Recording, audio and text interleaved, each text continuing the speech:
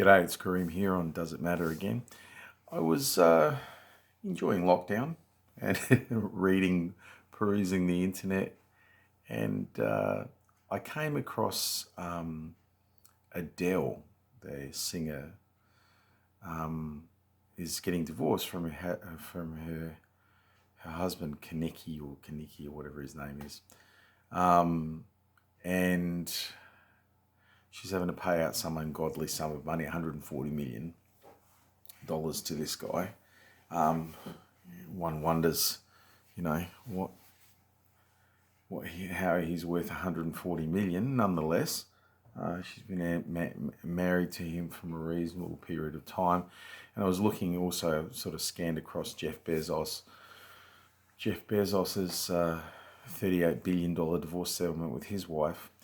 And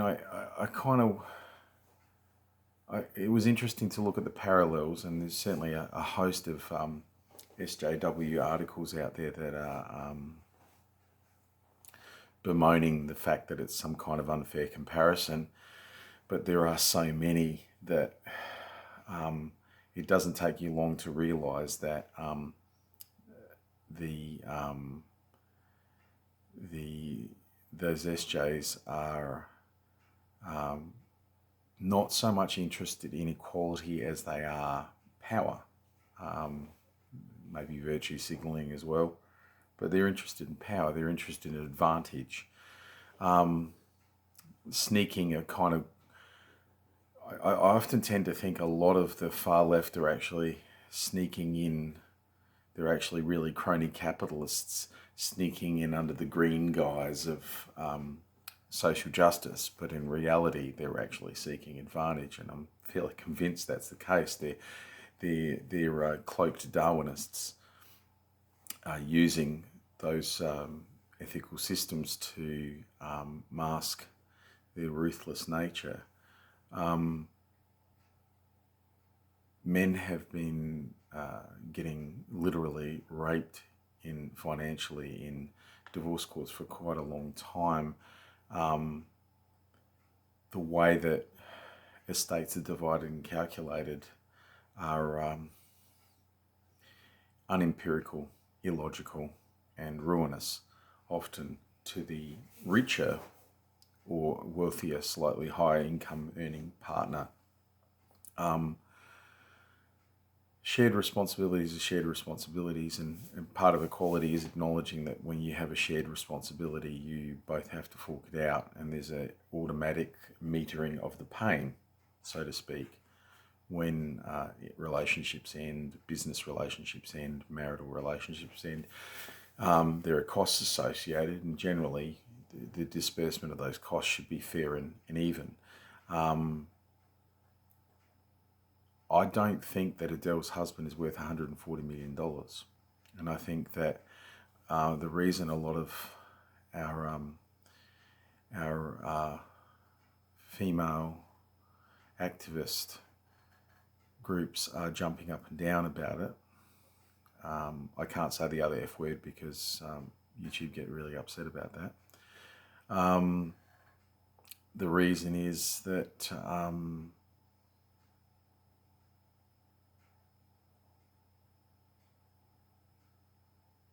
that people have for a long time gotten used to the idea, particularly when it was predominantly men, it was almost always men, that the person who earns more pays more, okay? And even our taxation system to some degrees is based on that. So if you accept, and I'm not going to make an argument pro or con for that, that's a different video entirely, but if you accept the rationale that if you pay more, if you earn more, you pay more. So if you earn more money, you pay more tax as a total anyway, if not a percentage. And if you have more in a relationship, you're going to give out more or pay out more to your partner at the end of that relationship. Now that it's beginning to happen to high-profile women, it's happened to quite a few in the last 10 to 15 years, increasing numbers of them. And because women are now coming out of university in much higher numbers than men, they're accessing professional wages in generally larger numbers than men. We're seeing more and more of that. I have a friend who's has her own psychology practice and who has been denuded of a substantial portion of her income in her 60s by a younger boyfriend. So it's happening to everyone. Is it fair? That's a different kettle of fish. I don't think so.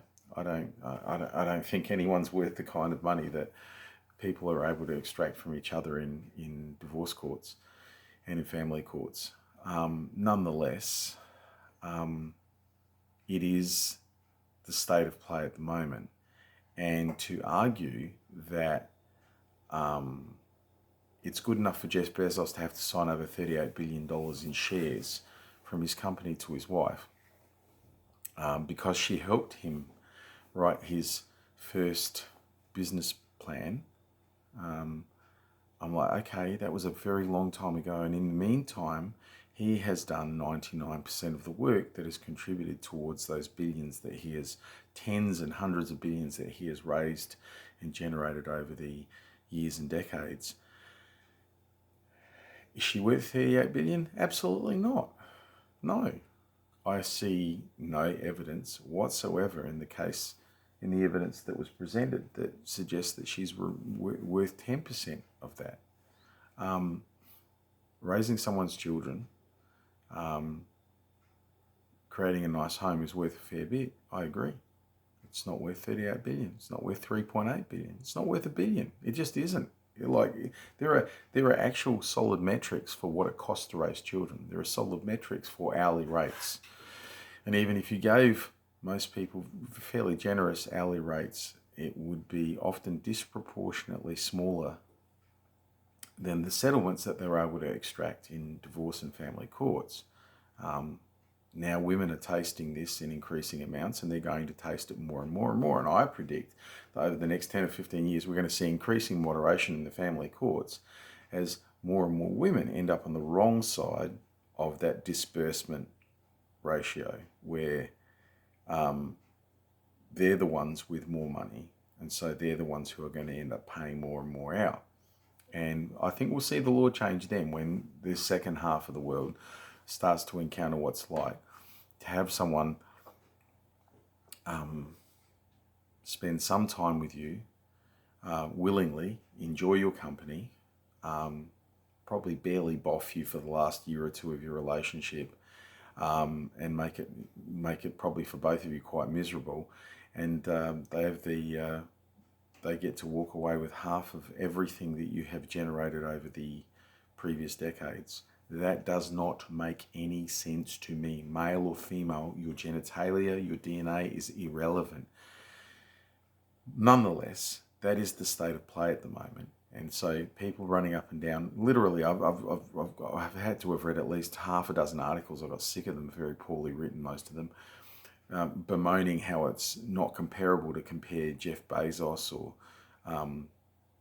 Johnny Depp's relationship divorces or any of these other high-profile divorces with Adele and other high-profile women who've fallen afoul of the divorce court. And I'm like, that's equality. You asked for it, you got it. You got equality. Now, if you earn too much, if you have too much, if you're highly successful, and you partner with someone who's less successful, you will give them a staggeringly large portion of what you have earned. And if you don't think that's fair, then you need to be a lot more, especially if you're a woman, you need to be a lot more vocal about men who find themselves in court paying out huge percentages of their income, their superannuation, shares, savings, asset prices, simply because someone has bumped uglies with them for 1, 2, 3, 4 years or more. In many cases, I have personal experience of a case where a 4-year relationship cost someone I know well over $100,000. and the person worked part-time and didn't contribute towards any of the bills, including the mortgage. And this person was able to walk away with well over $100,000 when all tales were told.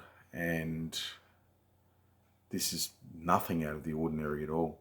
Not at all. It was very standard. I don't think that's even remotely fair or just. But nonetheless, we are not rational about the nature of relationships between men and women, and now women and women and men and men. We're not spousal relationships are not looked at rationally by governments. They're not looked at rationally by each other often. Governments make adults responsible for each other and actually deny citizens their rights if they happen to be married to someone. So if you're working and you're both working, you fall out of work, until very recently with this COVID thing, you wouldn't get a cent. Your partner's now looking after you. All the taxes that you've paid into that system, all the rights that you've earned via your compliance with the social contract, it's thrown out the window. Husband's going to look after you. Wife's going to look after you. We're not giving you shit. That's been the statement. That's been the way the government relates to it. You're joined at the hip until they want you to, and when they don't want you to, they'll separate you. So policy diverges and comes together whenever it suits the government purse. And we see the same kind of arse-backwards reasoning in family courts and divorce courts, where there's just this general lump everything together, split it down the middle, that's fair. No, it's not. It's not even remotely fair. What did person A versus person 2B bring into the relationship? What did they bring in? When one person brings nothing in but a bad attitude and a suitcase full of clothes, and the other person has a house, has a mortgage they've half paid off, has 2 cars and a jet ski and savings in the bank and possibly even a portfolio, they come to the table, they bring very different amounts to the table, and yet that is, even if that can be demonstrated, and it often can, it doesn't make a pinch of difference under existing law. So, now women are copying it too. Good. Let it hurt. Let it sting. So that eventually enough of them will now become vocal and stand up for men as well and say this isn't right. And then we can make adjustments to the law that prevent people's ex-partners from vampirizing them unfairly. I mean, I don't understand the nature of, you spend X amount of time living with someone. You might spend 5, 10, 15 years living with someone, and then they're supposed to pay you out at the end of it. Now, I've spent 26 years living with someone, and if we broke up tomorrow, I wouldn't want $1 from her. Not a cent. She doesn't owe me anything. I find it outrageous that anyone thinks they're owed anything at the end of that. Now, if there are circumstances, individual, unique circumstances where you've worked for 4 years and supported that person because the government doesn't want to do its job, so you've supported them, and then you want some support in return, and then they dump you after that, well, okay, there's an argument there for some kind of reparations. Absolutely, there are always exceptional circumstances. But as a general rule, living with someone, sleeping with someone, being their sexual flatmate, so to speak, even raising children with someone, doesn't give you ownership over every goddamn aspect of their life and everything they've brought into a relationship, or even generated within the relationship. It was largely their own hard work that did it. You get some contribution, absolutely, but it's the percentages that are paid out, which are generally a third to half, or more in some cases than half, to me are outrageous. I think Adele's paying close to 2/3. It's over 60%. I don't know how they work that out. To her husband Kaneki. So I'm like, that strikes me as morally bankrupt that anyone should get that much money for fucking their partner and spending time living with them, even contributing to the bills, sharing in a few bits and pieces. What did they buy? A TV together, bought some furniture together, a car together? That's still not much. And the reality is, at the end of the day, any kind of semi-decent, semi-rational people with some proper mediation, a bunch of idiots can sort out who owns what and divide that up fairly equitably. The whole idea that the poorer partner has to be paid out from the estate of the richer partner simply because reasons doesn't make any sense. There's no, and the reasoning that I've heard so far to justify that comes out of that crazy, hoax study-ridden women's studies faculties. They're outrageous, absolutely outrageous. There's no justification for it. And if there is justification, I'd be happy to see the empirical data that supports it, and a lots of it. At this point in time, all I see is women starting to reap the same harvest that men have reaped for a very long time. And I'm not happy about it because I don't think it's right. I think Adele's getting ripped off by her husband. And a friend of mine, she was ripped off by her boyfriend as well, to the sum of a very substantial portion of her superannuation, her business. She had to borrow money. And it's crap. It's not right. You're 60 years of age and you're borrowing money to salvage your business to pay off some bum who lived with you for 2 years. That doesn't make any sense to me at all. That's outrageous. He didn't deserve anything more than what he brought in, which was his clothing and a bad attitude. No. So now that we're starting to see the whip curl of that wave smacking women as well, hopefully we can get some actual real social justice and redress and re-discuss the nature of these relationships. Number one,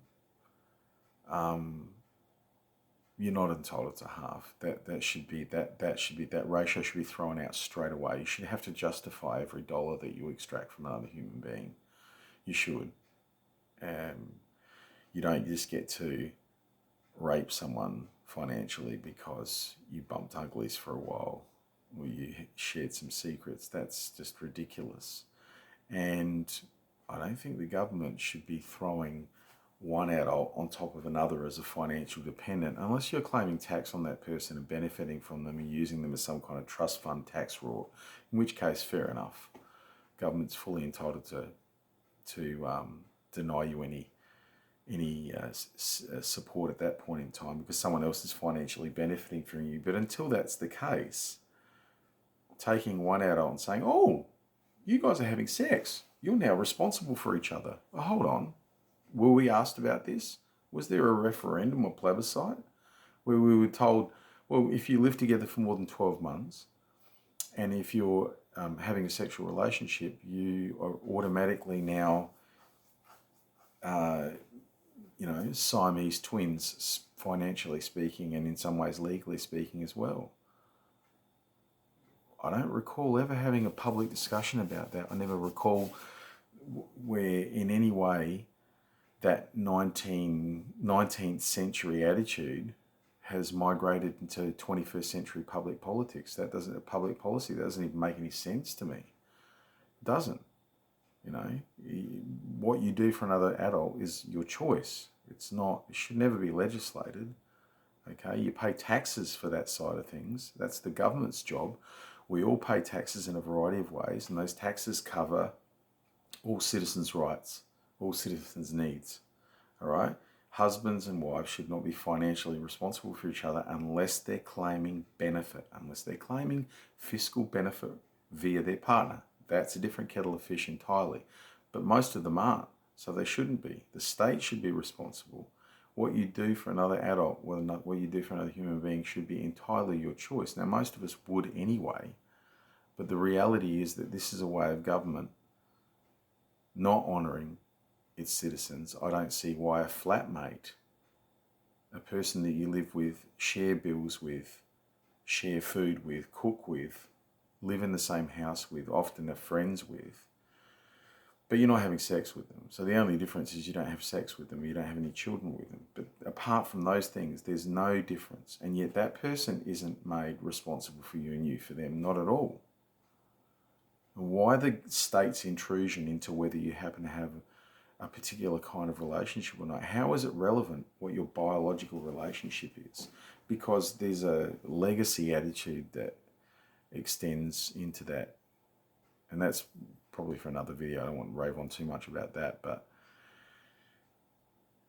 we've got to really address some of these assumptions in the social contract about who's responsible for who, and who should get what, and how should that be apportioned, and that distributive ratio needs to be revisited, because Adele shouldn't have to give her husband 140 million. She's only worth about 200 million. Why is she giving him 2/3 of her income? Probably worth more than that, but who knows? Maybe the judge found she was worth a lot more. I don't know.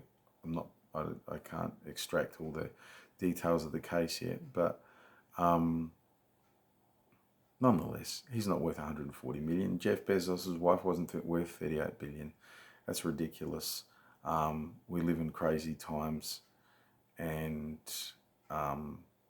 it is the responsibility of every rational, sane person to point out when something isn't not just not fair, it doesn't even make any sense, isn't logical, isn't internally consistent within its own logic.